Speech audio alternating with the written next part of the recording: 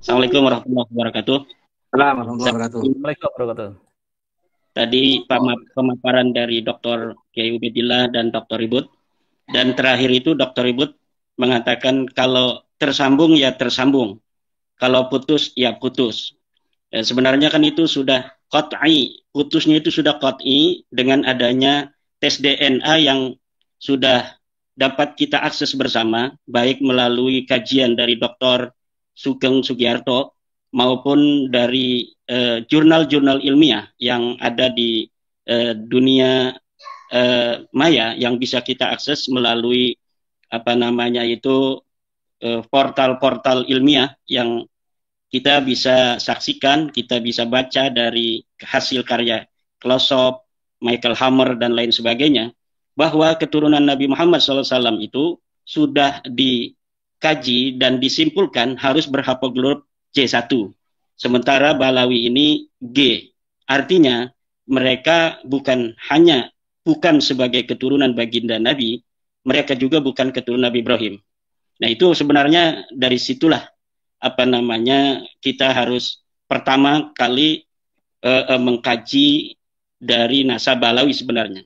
Sebenarnya Dr. Ribut, Dr. Keubed, ini nasab Balawi sudah tidak layak masuk dalam kajian historis, sudah tidak layak masuk dalam kajian filologis, sudah tidak layak masuk dalam kajian ilmu nasab. Kenapa? Karena secara genetika mereka sudah qat'iyyud dilalah, bukan sebagai orang Arab, bukan sebagai keturunan Bani Hashim, bukan keturunan Ibrahim. Bagaimana mereka itu bisa menjadi keturunan Nabi Muhammad, sedangkan keturunan Bani Hashim aja bukan, keturunan Nabi Ibrahim saja bukan. Tetapi diskursus ini harus terus menjadi perhatian publik. Maka pengamat-pengamat yang ahli dalam bidang metodologi seperti Dr. Kiai Ubed, Dr. Ribut, ini penting untuk terus mencerahkan kepada publik bahwa dengan terus kita suarakan, terus kita bahas, maka akan semakin banyak masyarakat yang tercerahkan. Termasuk adanya fenomena Tengku Qori balik badan, itu merupakan sebuah kudratullah bahwa isu nasab ini akan terus menarik untuk dikaji. Kemarin kita lihat betapa menariknya diskusi antara seorang ilmuwan Nahdlatul Ulama dari Pulau Sumatera dengan juga seorang pengkaji pembela nasab Balawi yang berasal juga dari Pulau Sumatera. Jadi semalam itu adalah dua ilmuwan dari Pulau Sumatera, yang satu dari Jawa Barat, itu sibuk main HP kata para komentator itu, sehingga dua singa dari Sumatera ini bertarung seperti dibiarkan saja gitu semalam itu. Ini banyak komentar-komentar seperti itu.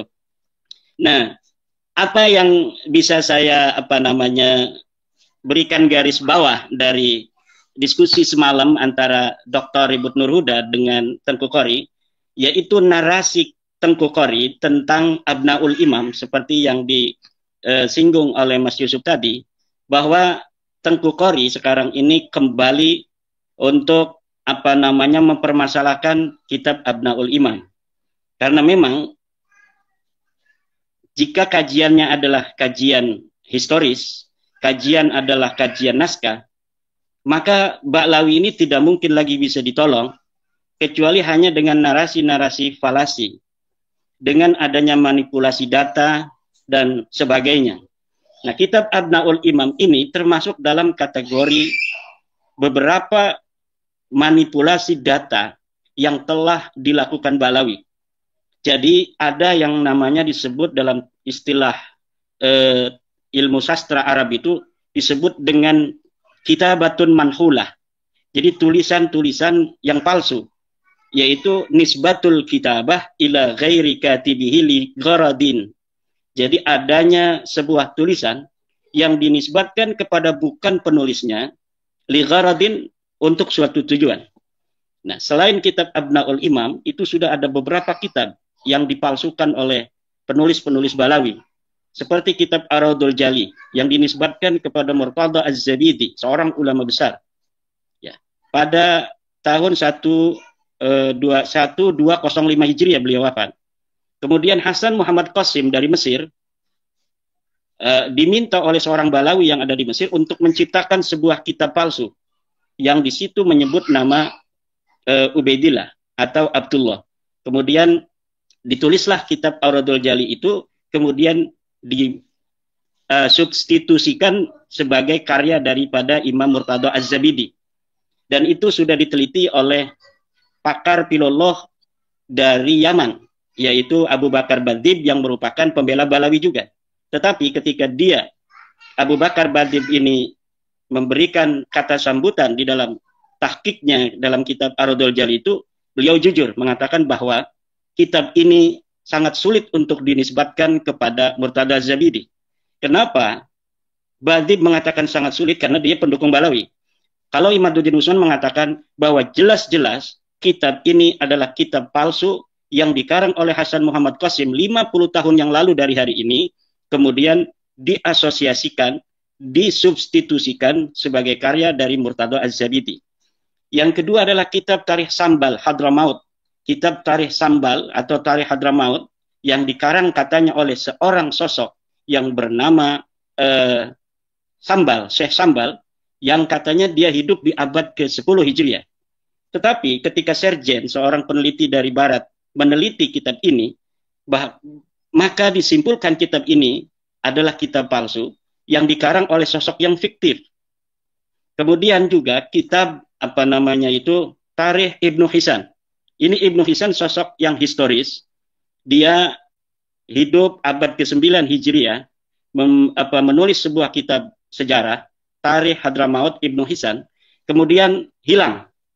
Nah, setelah hilang diciptakan kembali oleh Muhammad Abdullah Al-Habsyi dengan di dalamnya menyebutkan Faqih Muqaddam. Nah, kemudian kitab itu menurut para peneliti di Yaman juga bahwa kitab ini tidak bisa dinisbatkan kepada Ibnu Hisan karena di dalamnya sudah ada interpolasi, penambahan-penambahan yang dilakukan oleh muhakkiknya, yaitu Abdullah Muhammad Al-Habsyi. Ya. Hal-hal yang semacam ini terjadi juga pada Abnaul Imam ini. Abnaul Imam ini jelas kitab palsu yang kepalsuannya sudah diteliti oleh para ulama ahli nasab.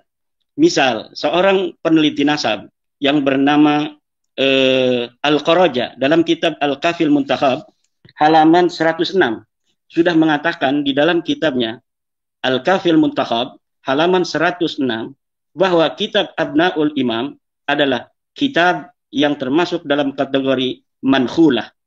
Kitab manhulah, pakai hak ya, manhulah, yaitu kitab yang palsu, kitab yang nisbatul kitabah ila ghairi qaili. Penisbatan sebuah kitab bukan kepada pengarangnya. Siapa pengarangnya? Pengarangnya ya Yusuf Jamalul Lail itu. Dia menarik-narik nama Abul Muammar Yahya Toba-Toba. Abul Muammar Yahya Toba-Toba itu memang seorang ulama dari kalangan Syiah. Dia mempunyai kitab yang namanya Syarhul Lumah Ibnul Jinni. Tetapi tidak mempunyai kitab yang namanya Abnaul Imam fi Misra wa Syam. Dari mana keterangan itu? Silakan buka kitab Al-Kuna wal Alqab karya Syekh Abbas Al-Qummi, juz 2 halaman 133. Kemudian buka juga kitab Mu'jamul Mu'allifin Umar Ridha Kahalah, juz 13 halaman 226. Buka juga kitab ketiga Hadiyatul Arifin, juz 2 halaman 519. Keempat, buka juga kitab Al-A'lam, juz 8 halaman 164. Di dalam kitab-kitab yang saya sebutkan tadi, biografi dari seorang Abul Muammar Yahya itu lengkap.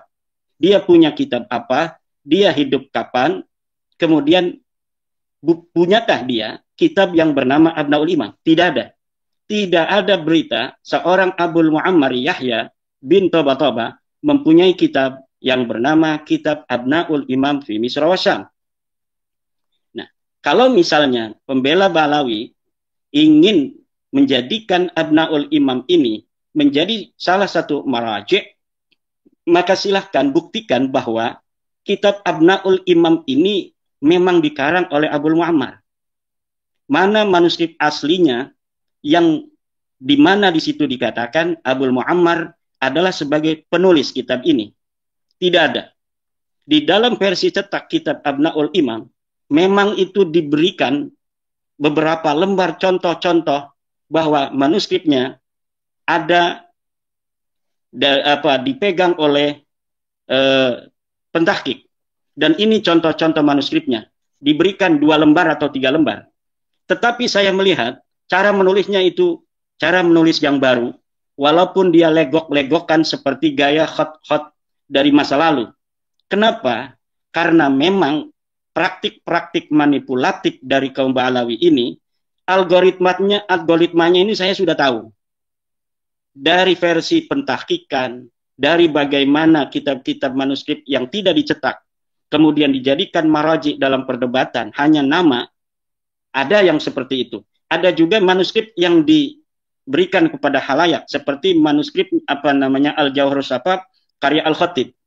Nah, tetapi sebelumnya, mereka itu harus memalsukan sebuah kitab masa lalu, seorang ulama terkenal, Qiladatun Nahar misalnya. Kemudian Qiladatun Nahar ini banyak mengutip kitab Al-Jawharus Safaf ini. Seakan-akan kitab Al-Jawharus Safaf karya Al-Khatib betul-betul pernah ada di masa lalu. Nah, jadi praktik-praktik manipulatif semacam itu, algoritmanya sudah nyata, terang benderang. Bahkan seorang Ba'dzib yang hari ini masih hidup, kalau misalnya Ba'lawi itu betul-betul mau membuktikan kebenaran nasabnya berdasarkan kebenaran, maka seorang Ba'dzib yang sering datang ke Indonesia itu akan dipakai oleh Rabita Alawiyah untuk melawan saya. Dan saya yakin Ba'dzib tidak mau. Karena Ba'dzib lah yang mengatakan Salim bin Jindan ini terkena penyakit melankolia, yang mengarang beberapa kitab-kitab yang diasosiasikan sebagai karangan abad ke-7 Hijriah oleh Ali bin Jadid, kitab Nasab, kitab Hadis, Al-Arba'un, kitab Al-Mawahib gitu. Tetapi ditulis oleh Salim bin Jindan. Kemudian diasosiasikan ulama masa lalu, tetapi kitab-kitab ini belum dicetak. Tetapi Rumel Abbas telah memberikan beberapa fotonya ketika di Rabita Alwiyah itu. Jadi sangat ketinggalan zaman apabila pembela Balawi semacam Tengku itu kembali menjadikan kitab Abnaul Imam ini sebagai sebuah dalil hujjah ketersambungan nasab Balawi. Karena jelas kitab ini kitab manhulah. Lihat di dalam kitab Al-Kafil Muntakhab, Al-Qaraja telah mengatakan kitab Abnaul Imam ini manhulah, kitab palsu yang diasosiasikan kepada ulama masa lalu yang dikarang di hari ini oleh Yusuf Jamalul Lail. Yusuf Jamalul Lail ini di Riyadh adanya.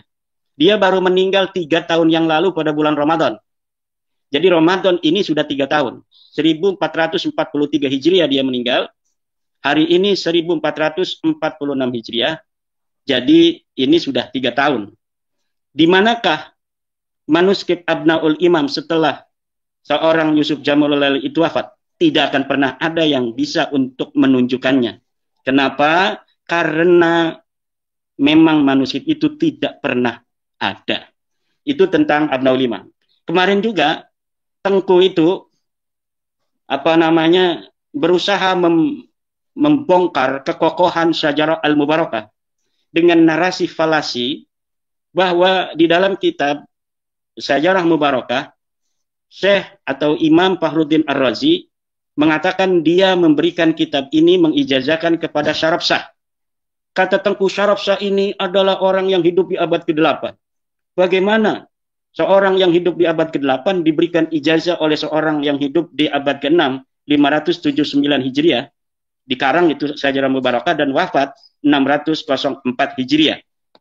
Nah, ini adalah narasi falasi yang coba untuk mempengaruhi publik untuk meruntuhkan kekokohan Syajarah Al-Mubarakah. Bahwa seakan-akan Syajarah Mubarakah ini adalah kitab abad ke-8 atau ke-9. Seperti Rumel Abbas juga mengatakan bahwa kitab Syajarah Mubarakah ini adalah kitab karya Ibnu Inabah. Nah, itu adalah sebuah upaya-upaya sisa-sisa kekuatan untuk memberikan apa namanya itu hiburan, memberi hiburan kepada Balawi dan kepada kibin-kibin Balawi itu agar mereka tidak terlalu terluka. Jadi apa Rumel Tengku ini mau membunuh dengan pelan-pelan gitu, jangan sek gitu mati, itu nggak lucu gitu. Maka saya sering mengatakan mereka ini orang-orang yang kejam, orang yang memberi harapan, tetapi mereka tidak apa namanya itu menyelami psikologi manusia. Ketika seorang istri diiming-imingi akan dibelikan kalung gitu, kemudian ketika menagih diomong lagi, insya Allah sebentar lagi abang ini bisnisnya mau meledak, sebentar lagi pada suka ini akan dapat hadiah 500 juta, nanti kita akan belikan. Nah terus saja begitu sampai apa harapan tidak pernah mati, tetapi selalu sedih karena setiap malam membayangkan kalung itu akan tiba. Begitulah Ba'lawi dan kibin-kibin itu dipermainkan oleh pembela-pembela yang mencari keuntungan agar mereka bisa untuk mendapatkan donasi dan lain sebagainya, seakan-akan mau mencari sesuatu yang bisa menyelamatkan mereka yang sudah koti ini, putus ini. Yang harus dilakukan menurut saya, Kiai Ubed, adalah membaca hijib-hijib as-sakron untuk merubah DNA mereka dari G menjadi DNA J1. Baru itu akan menyelamatkan. Kenapa? Masa ini masa modern. Jikapun mereka sanggup untuk mencari seorang ahli pemalsu manuskrip, baik dari sisi teks maupun dari sisi media teks, kertas yang memang setelah diuji itu masa lalu, tetapi mereka tidak akan bisa untuk merubah DNA mereka.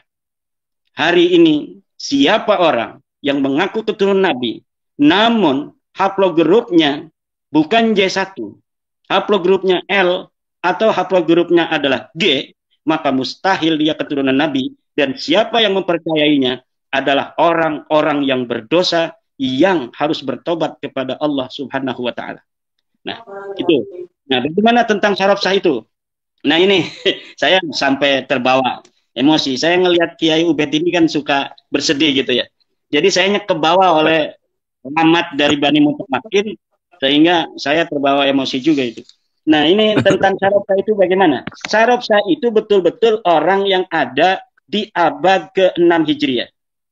Bagaimana saya dapat membuktikan bahwa syaraf sah yang ditulis oleh seorang yang bernama Imam Fakhruddin Ar-Razi dalam kitab Sejarah Mubarakahnya, bahwa dia adalah orang yang betul-betul hidup di abad ke-6, silakan lihat kitab Umdatul Talib Al-Kubra halaman 225. Di dalam kitab Umdatul Talib Al-Kubra itu sudah ditulis silsilah dari syaraf sah. Dia adalah keturunan Nabi Muhammad SAW yang ke-17, ke-18. Ke-18 lah. Ke-18 dari Ali Al-Uraidi. Kitab Umdatul Talib halaman 226. Nah, siapa Imam Fakhruddin Ar-Razi? Imam Fakhruddin Ar-Razi adalah keturunan Abu Bakar Siddiq ke-16.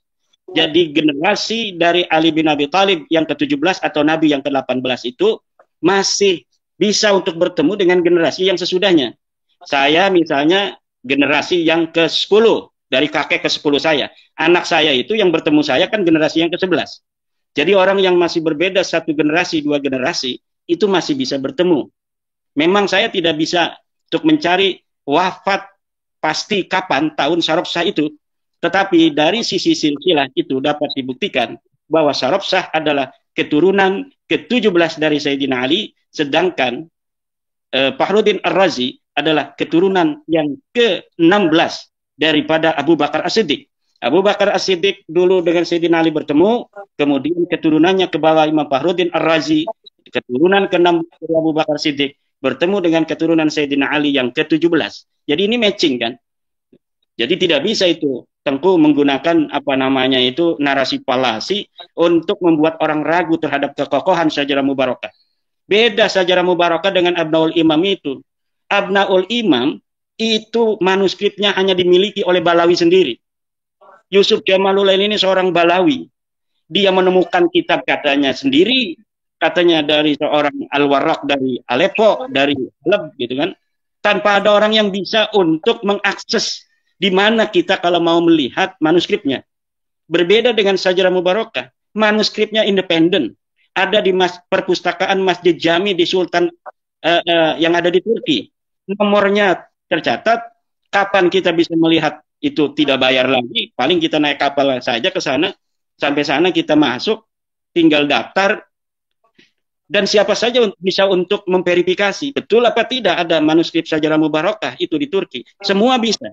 Kalau Abnaul Imam ini tidak bisa, karena ini kitab palsu, kitab yang betul-betul palsu. Dan saya kalau mau menulis kepalsuan-kepalsuan Balawi, kebohongan-kebohongannya, kedustaan-kedustaannya, itu mungkin tidak cukup 700 halaman seperti dalam ulama Nusantara menggugat nasab palsu. Kita membutuhkan 2000 halaman untuk memberitahu kepada masyarakat tentang bagaimana algoritma kepalsuan yang dibikin oleh Balawi dalam naskah-naskah mereka. Jadi betul-betul kalau misalnya kita ini mau berpikir sedikit saja, mau membaca saja, kemudian memverifikasinya, baca misalnya kitab saya atau buku saya, kemudian memverifikasi sendiri. Ini omongan-omongan Kiai Imad ini betul enggak? Seperti yang tadi saya sebutkan itu. Umdatul Talib halaman 226, di situ ada nasab syarab sah. Kemudian bisa untuk diteliti oleh kiai-kiai.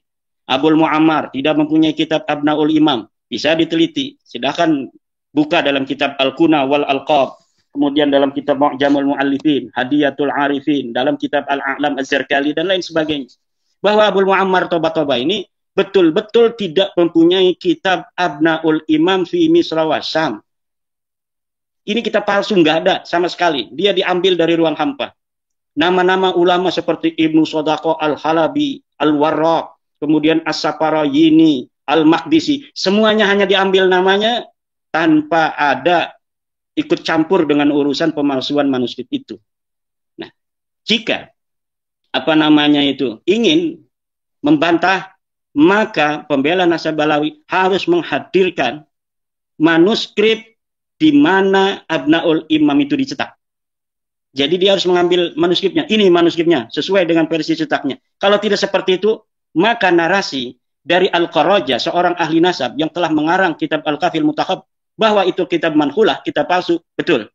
Bahwa Imaduddin Utsman yang mengatakan Abdul Imam adalah kitab kreasi manipulatif dari Balawi, betul. Sebelum ada yang mengatakan sebaliknya.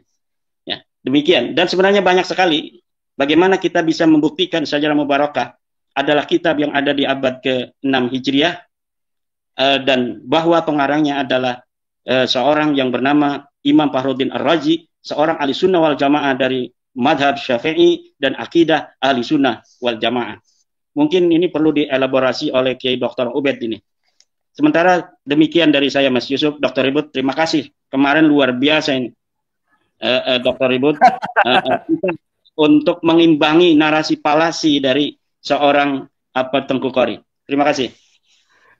Iya, ini menarik tadi malam Dr. Ribut dengan Tengku Qori. Tetapi ini yang menarik tadi malam bahwa ada 102 kitab untuk merungkadkan tesisnya Kiai Imad. Ini bagaimana Kiai Imad? Dan juga Kiai Imad harus mempertanggungjawabkan mana ini manuskrip aslinya ini.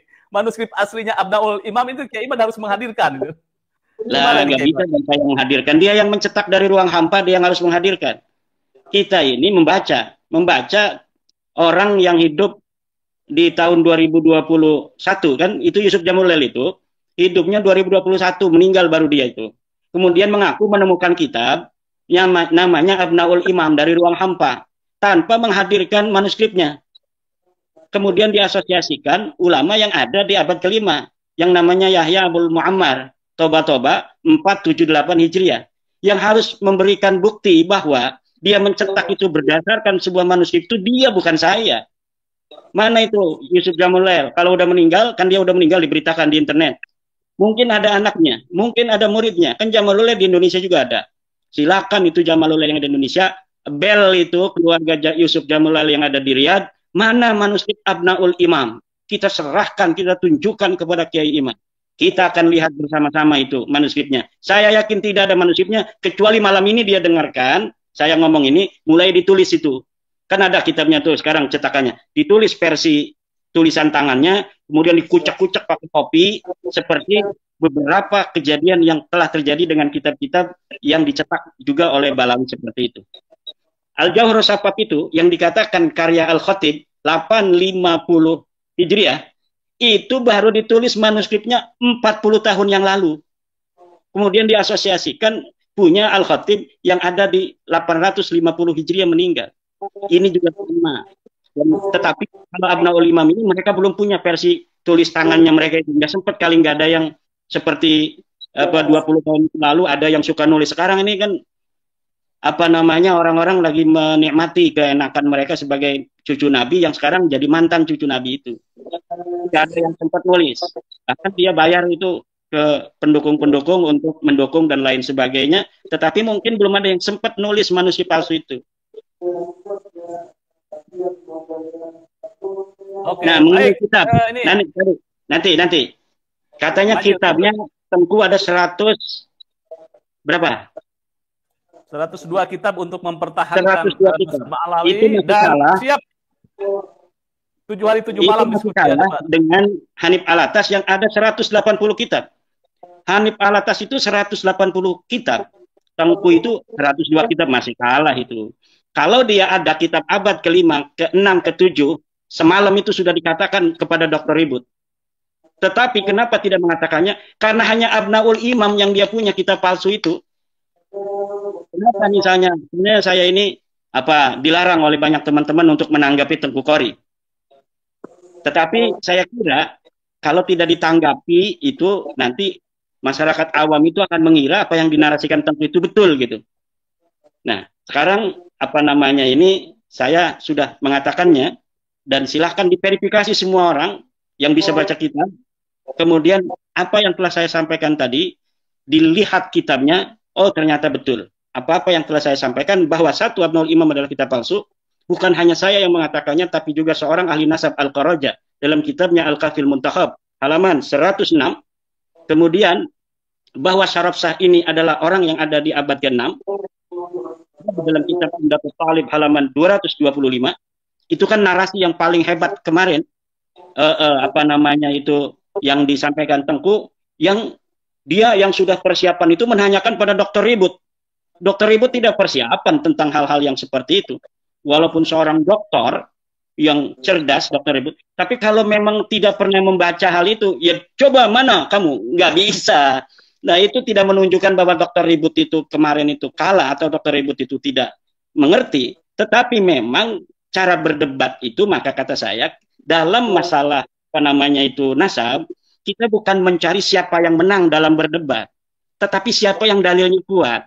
Makanya saya wanti-wanti di dalam masalah nasab, karena ini ya ta'allaku bil masail ad-diniyah, ini bukan ifhamul khasmi. Kita bagaimana cara untuk menundukkan lawan berdebat, tetapi dapat menunjukkan mana dalilnya. Kenapa? Nanti ini akan berkonsekuensi tentang pahala dan dosa, tentang neraka dan surga. Ini jangan berani-berani kita hanya ingin bisa menang dalam sebuah forum debat, kemudian mengabaikan keilmuan itu.